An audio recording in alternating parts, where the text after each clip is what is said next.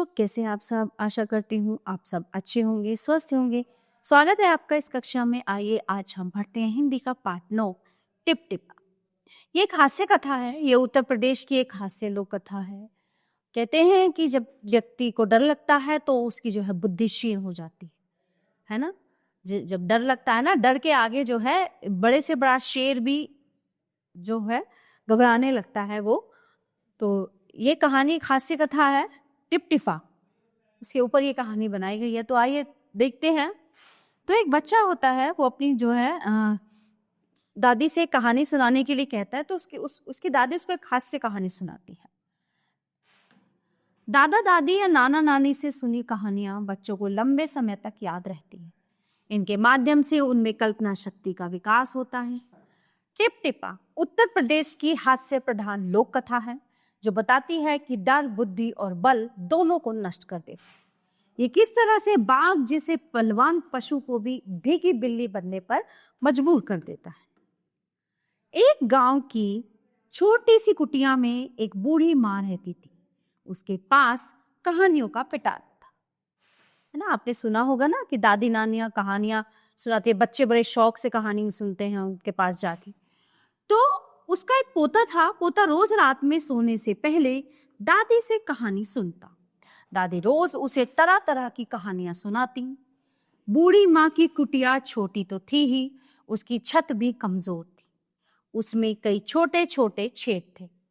पोता रोज रात को उन छेदों से आसमान पर चमकते हुए तारे। एक दिन मूसलाधार बारिश हुई। बूढ़ी माँ की झोपड़ी में पानी जगह जगह से टपक रहा था। Tip tip tip tip. इस बात से अनजान पोता दादी की गोद में लेटा कहानी सुनने के लिए मचल गया। बूढ़ी माँ खींचकर बोली, अरे बेटा, क्या कहानी सुनो, इस टिप टिपा से जान बचे तब।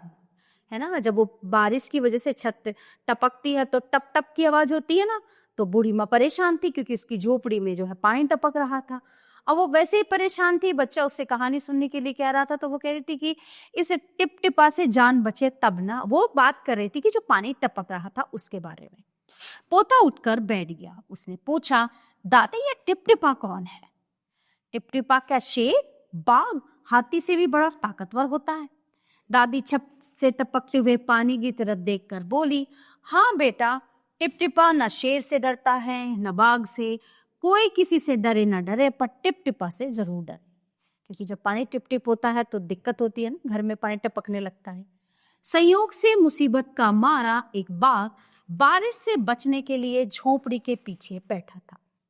बेचारा बाघ बारिश से घबराया हुआ था और बूढ़ी माँ की बात सुनते ही वो और डर गया। क्योंकि दादी माँ कह रही थी कि टिप टिपा इतना डर किसी का नहीं है, न शेर का है, न बाघ का है, न हाथी का है, जितना डर टिप टिपे का है। अब उसने सोचा, जो बाघ बैठा था उसने सोचा कि ये तो कोई बहुत मतलब डरावनी चीज है, डरावने वाली चीज है। तो उसने सोचा ये टिप टिपा क्या बला है, जरूर ये कोई बड़ा जानवर है। तभी तो बूढ़ी माँ शेर, बाघ और हाथी से अधिक टिप टिपा से डरती है। इससे पहले कि बाहर आकर वो मुझ पर हमला करे, मुझे ही यहाँ से भाग जाना चाहिए। बाघ ने ऐसा सोचा और झटपट वहां से दुम दबाकर भाग गया। उसी गांव में एक धोबी रहता था।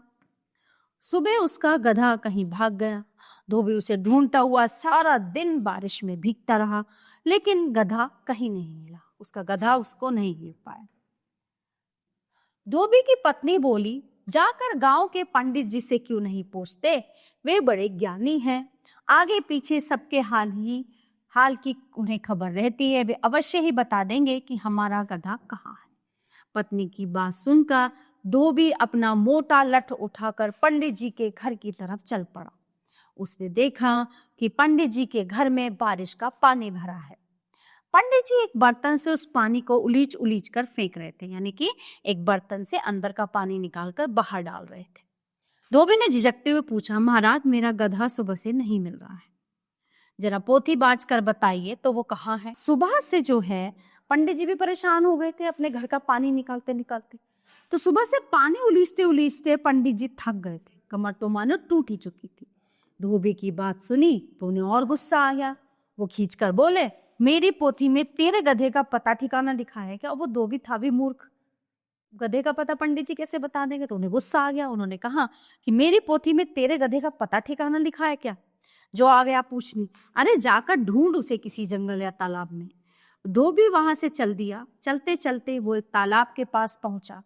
तालाब के किनारे ऊंची ऊंची घास उग रही थी। उसी घास में बेचारा बाघ छिपा बैठा था। किससे छिपके बैठा था? वो टिप टिपा के डर से वो थर थर कांप, उसके कांपने से घास हिल रही थी। तो धोबी को लगा कि गधा जो है वो घास में छुपा बैठा है।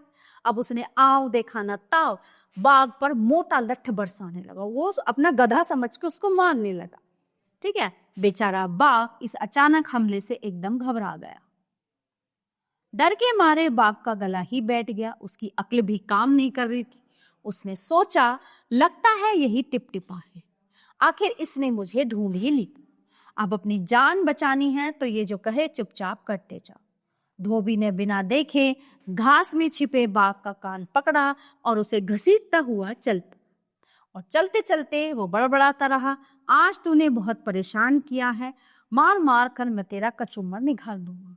धोबी ने भी उसको नहीं देखा कि ये कौन है। बिना चू चपड़ किए भीगी बिल्ली बना बाघ धोबी के पीछे पीछे चल दिया। घर पहुंचकर धोबी ने बाघ को खूंटे से बांध दिया और सो गया। बाघ धोबी के घर बंद कर भी खुश था। वो सोच रहा था कि टिप टिपा के हाथ तो आए, पर जान बची तो लाखों पाए। अब देखो, इस डर ने एक बाघ को भी ना गीदड़ बना दिया। ठीक है, तो प्यारे बच्चों, ये पाठ यहीं पे समाप्त होता है। आशा करती हूँ आपको अच्छे से समझ आया होगा। मिलते हैं अगली कक्षा में। धन्यवाद।